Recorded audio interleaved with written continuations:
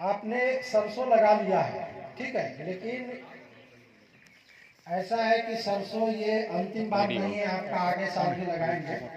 तो मैं कोशिश करूंगा कि आपका शुरू से सरसों की खेती के लिए किन किन बातों को ध्यान में रखकर कैसे खेती करनी चाहिए, ताकि आपको ज़्यादा से ज़्यादा जो है उसका उत्पादन मिल सके, कम से कम समस्या आए, उस पर हम लोग आज चर्चा करेंगे। आगे भी अभी तो आपने आपके खेत में सरसों लगा हुआ है, तो अब आप बाव नहीं करने जाएंगे, खेत में नहीं जोतेंगे, लेकिन लगा हुआ है तो उसमें बीमारी आएगा, कीड़े मकोड़े आएंगे, तो उस पर तो चर्चा करेंगे ही। लेकिन मुझे लगता है कि और उसके पहले वाली भी बात बता दें, ताकि अगले बार जब आप सरसों लगाने जाए तो इन बातों को ध्यान में रख करके जो है उसको लगाएं। तो सरसों लगाने के लिए सबसे पहली बात है कि आप पूरे साल का, एक साल का एक कैलेंडर बना लें, 3 सीजन का, कम से कम 3 साल करते हैं। हमारे पूर्वज ने इसको हमें विरासत में दिया है ना, इसको बचा करके हमको आगे का जो नया जनरेशन है उसको भी जो है सुरक्षित ये खेती जो है, ये जमीन उनको देना है। तो कैसे हम लोग एक सुरक्षित खेती करेंगे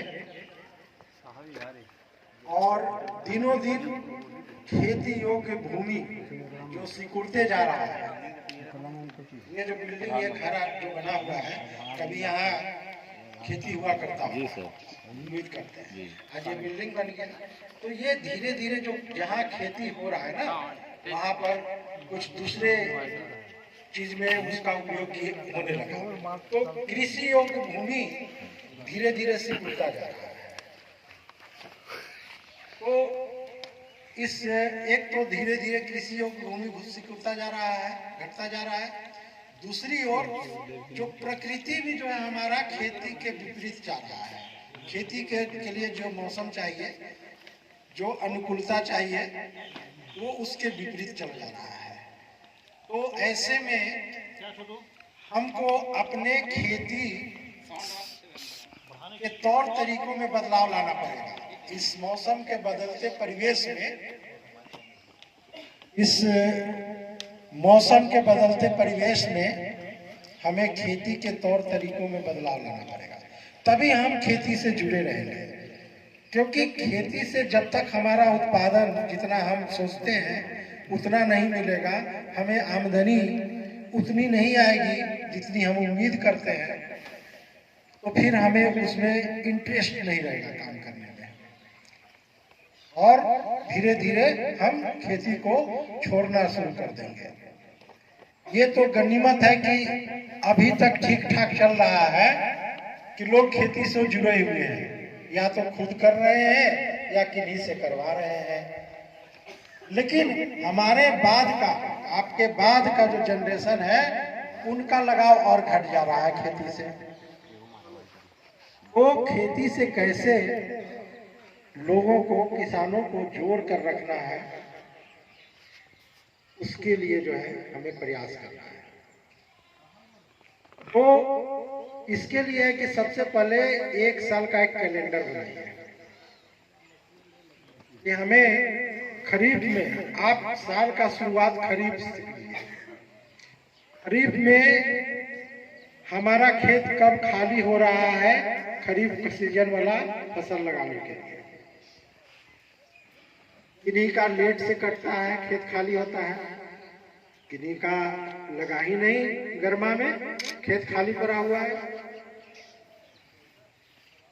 तो जिनका खेत खाली पड़ा हुआ है वो समय से लगाएंगे। 3 चीज को आपको ध्यान देना, 3 शब्द को अपने दिमाग में किसान भाई बैठा लीजिए, कब, कितना, कैसे, बस यही 3 शब्द है आपके लिए। बुलबुल, कब, कितना, कैसे। हर चीज का करने का एक टाइम होता है, और वो टाइम कैसे बनाया गया है? सारे पेड़ पौधे फसल है ना, सबको ये तापमान जो देख रहे हैं, टेम्परेचर, ये कंट्रोल करता है। मौसम में जो नमी है वो कंट्रोल करता है।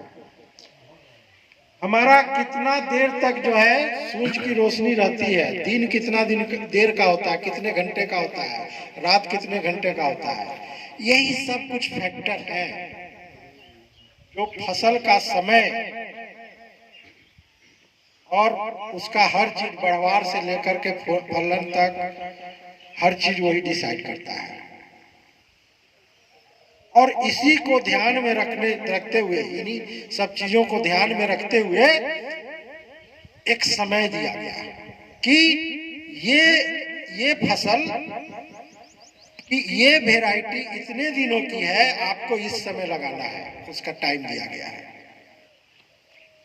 जो ज्यादा दिन का है उसको थोड़ा पहले लगा देंगे।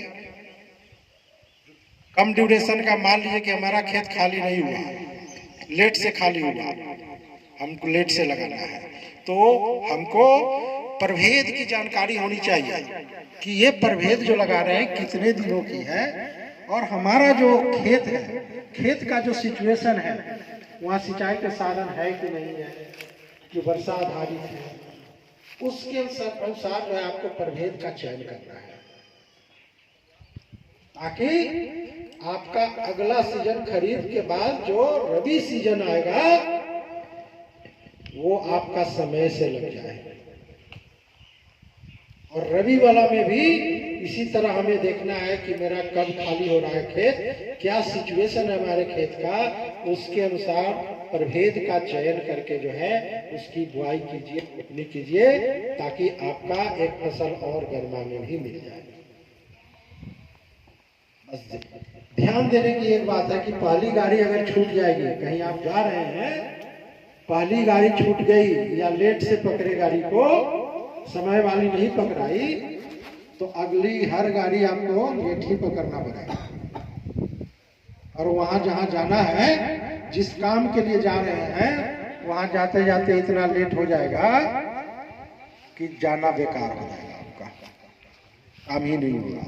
तो इसलिए समय से गाड़ी को पकड़िए, समय से लगाइए हर चीज को, और जो भी मात्रा उसमें खाद देना है, पानी देना है, कीटनाशक देना है, समय से देना है, और उचित मात्रा देना है। बीज की भी उचित मात्रा देनी है। और कोशिश कीजिए हर चीज को एक पंक्ति में लगाएं, एक पंक्ति में। सरकार का आज से 8-10 साल पहले एक स्लोगन था, आया था, ये बहुत पहले से है, लेकिन बीच में बहुत प्रचलित हुआ, मतलब काफी उसका प्रचार प्रसार किया गया। शक्ति में पंक्ति में शक्ति है, पंक्ति में शक्ति है। मतलब कि आप अगर किसी चीज को, मान लीजिए हम अभी सरसों के बारे में बता रहे हैं, सरसों की ही बात कर लीजिए। अगर सरसों जनरली लोग, किसान जो है छिटुआ विधि से लगाते हैं, छिटुआ विधि से लगाने से क्या होगा, कहीं पर ज्यादा गिर जाएगा, कहीं पर जितना गिरना चाहिए उससे कम गिर जाएगा, कहीं गिरेगा ही नहीं। तो जहां गिरा ही नहीं वहां तो पौधा जन्मेगा ही नहीं, और जहां कम गिर गया, जितना पौधों की संख्या होनी थी उतना नहीं हो पाया, तो भी उत्पादन कम। और जहां ज्यादा गिर गया, जमीन क्या है, पेड़ पौधों का थाली है, उसमें भोजन रखा हुआ है, पानी है, उसी को उसमें जो भी पेड़ पौधे होंगे, जो भी फसल होंगे, उस जमीन में से ही जो है वो भोजन करेगा और पानी पिएगा। वो भोजन और पानी के लिए दूसरे खेत में नहीं जाएगा चल करके, ठीक है। तो उस थाली में, उस जमीन में अगर एक ही जगह ज्यादा पौधों की संख्या हो गई, तो जो पौधे वहां होंगे कितने दूर तक जो है खाना खाएंगे, जितने दूर तक उसका जड़ पहुंचेगा, उतने दूर का ही भोजन और पानी का उपयोग कर पाएंगे वो पौधे। तो जहां पर पौधों की संख्या जरूरत से ज्यादा हो, वहां पर क्या होगा, ये पानी और भोजन के लिए आपस में मारपीट करेंगे, प्रतिस्पर्धा होगी। ठीक है, मारपीट करने का मतलब है कि प्रतिस्पर्धा करेंगे, तो हम लोग जैसा मारपीट नहीं करेंगे। ठीक है, तो उसमें क्या होगा, किसी का पेट नहीं भरेगा, क्योंकि वो भोजन दूर से खाने नहीं जा रहे हैं, उनके जड़ के आसपास, जड़ का जहां तक पहुंच है उतना ही दूर का वो भोजन खाएंगे, सभी पौधे जितने भी निकले हुए हैं। और उस जगह पर इतना नहीं है भोजन कि सारे पौधों का पेट वो भर दे, तो पौधे कमजोर हो जाएंगे, किसी भी पौधे का विकास नहीं होगा। इसीलिए बोला जाता है कि पंक्ति में कीजिए। पंक्ति में करने से क्या होगा कि सभी पौधों के बीच का दूरी समान मिलेगा और सभी पौधों को समान भोजन और पानी उपयोग करने का मौका मिलेगा, तो सभी पौधों का अच्छा बढ़वार होगा।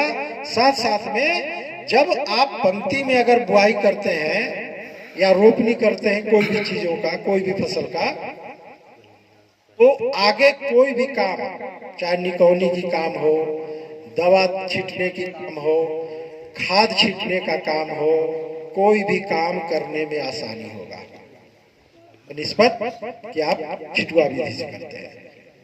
उसमें चलने में नहीं बनेगा छिटुआ विधि वाला में, अगर चलेंगे तो बहुत सारे पौधा आपके पैर से लग करके टूट करके गिर जाएंगे। लेकिन लाइन वाला में जो है ये सारे काम करने में आसान होगा, आपका लेबर भी कम लगेगा, दवा भी कम लगेगा, खाद भी कम लगेगा, और क्या होगा, बोलिए, दिमाग लगाइए कुछ। जब पौधों का विकास समान रूप से सबका होगा और उसको जगह मिलेगा, हवा आएगा जाएगा, धूप मिलेगा समान रूप से, तो उपज फल फूल ज्यादा आएगा, फलन ज्यादा होगा, उत्पादन बढ़ जाएगा। ठीक है, कम लागत में आप लाइन में बुआई करेंगे तो लागत कम लगेगा आपका और उत्पादन बढ़ जाएगा। तो क्यों नहीं हम लाइन में हम बुआई करें। और ये तो हुई प्रभेद की बात की, कैसे हमको प्रभेद की पूरी जानकारी लेकर के कितने दिन का है ना, उस प्रभेद का चयन करके जो है हमको अपने खेत के सिचुएशन के अनुसार खेत में डालना है। दूसरी बात कि कोई पाउडर खेत की तैयारी, अब खेत की तैयारी जब करते हैं तो कोशिश कीजिए, जब जनरली जो है ट्रैक्टर से चलता है, अब तो हल वल है नहीं, ट्रैक्टर से जुताई होता है, तो जब ट्रैक्टर जब बार बार आपके खेत में चलता है ना, तो नीचे जो है एक हार्ड पैन बन जाता है, कॉम्पैक्ट होते जाता है, हार्ड पैन बन जाता है, मतलब कड़ा होते जाता है, नीचे का परत जो है एक ऐसा परत बन जाता है जो हार्ड हो जाता है। अब उस जमीन में जो भी पेड़ पौधे लगेंगे ना, इतना हार्ड हो जाता है मिट्टी कि उसका जड़ जो है नीचे नहीं जा पाता है। ठीक है, तो वो जो कॉम्पैक्ट हुआ मिट्टी, जो हार्ड पैन बना, उस पैन को तोड़ना है, तो उसके लिए क्या काम करना है कि वो एक जो है गहरी जुताई कर देनी है, मिट्टी पलटने वाले हल से जो है एक बार गहरी जुताई कर देनी है। उसके बाद जो है एक दो बार और जुताई करके, लेकिन हर बार पाटा चलाएंगे, हर बार पाटा चलाएंगे। इससे होगा क्या कि आपका खेत एक तो समतल होगा और दूसरी बात है कि एकदम भुरभुरा हो जाएगा। कोशिश कीजिए कि अपने खेतों में हरी खाद का ज्यादा से ज्यादा इस्तेमाल करें, गोबर खाद का ज्यादा से ज्यादा इस्तेमाल करें। इससे क्या होगा, एक तो आपकी मिट्टी अगर हार्ड है, भारी मिट्टी है, तो वो मिट्टी हल्की हो जाएगी, और जब मिट्टी हल्की होगी तो कोई भी फसल जो है उसमें अच्छा विकास करता है। दूसरी बात, इन सब चीजों का इस्तेमाल करने से आपकी मिट्टी की जल धारण क्षमता बढ़ जाती है, वाटर होल्डिंग कैपेसिटी। ऐसे जब पानी आप देते हैं, पटवन करते हैं खेत में, तो देखिएगा कि 2-4 घंटे बाद, 5 घंटे बाद ऐसा लगेगा कि इसमें पटवन हुआ ही नहीं है, पानी सब नीचे चला गया, खेत सूख गया। लेकिन इन सब चीज़ों का आप इस्तेमाल करेंगे, हरी खाद का, कंपोस्ट वगैरह का, तो आपका मिट्टी का जल धारण क्षमता जो है बढ़ जाएगी। मतलब कि वो पानी को काफी देर तक ऊपर वाले ही परत में जो है उसको रोके रहेगा, पकड़ करके उसको रोके रहेगा, जिससे कि जो है जो पेड़ पौधे होंगे, फसल होंगे, उसको ज्यादा समय मिलेगा उन सब चीजों का उपयोग करने का। तो हम लोग अभी तो जनरल बात हम कर रहे थे, चलिए हम लोग राई सरसों जिसके लिए हम लोग आए हैं उसकी बात करें, ठीक है। तो सबसे पहले कि यहाँ तोरिया भी लगाते हैं लोग, तोरिया लगाते हैं आप? नहीं, मैं पर्टिकुलर आपकी नहीं, कुछ लोग हो सकता है लगाते हो, लगता है, ठीक है। तो नहीं लगल, काला वाला तोड़ी लगल है, ठीक है। जो लगाते हैं उनकी बात है, जो नहीं लगाते हैं सुनिए, आपको ही मन कभी होगा तो लगाइएगा। 3 चीज है, 3 चीज के बारे में हम बताएंगे। एक तो तोरिया है, एक पीली सरसों है, और दूसरा है राई काला वाला। तो सबसे पहले तोरिया लगता है। तोरिया कब लगता है? सितंबर के महीना में ही लग जाता है तोरिया, और ये कम दिनों का होता है, लगभग 3 महीना, 85 से 90 दिन का तोरिया होता है। तो आप देख लीजिए कि अगर किसी कारणवश सितंबर में आपका खेत खाली पड़ा हुआ है, तो आप तोरिया लगा दीजिए उसमें, 3 महीने में आपका फसल कट जाएगा। सितंबर, अक्टूबर, नवंबर, 20 नवंबर 25 नवंबर तक कट जाता है, तो आप फिर उसमें जो है रबी मौसम वाला जो है फसल लगा लीजिए, राई लगा लीजिए। अगर कुछ नहीं लगा पाएंगे तो कुछ राई ऐसा भी है जो 25 दिसंबर 20-25 दिसंबर तक लगा सकते हैं उसको। राजेंद्र शुक्ला बताएंगे, हम जब राई के बारे में बताएंगे। तो अगर तोरिया लगाना है, तोरिया हल्का हल्का ललापन लिए हुए होता है ना, छोटा होता है, आयल दोस्त तो उसको लगाना है। उसकी अगर प्रजाति की बात करें तो RAUTS 17 है, पंचाली है,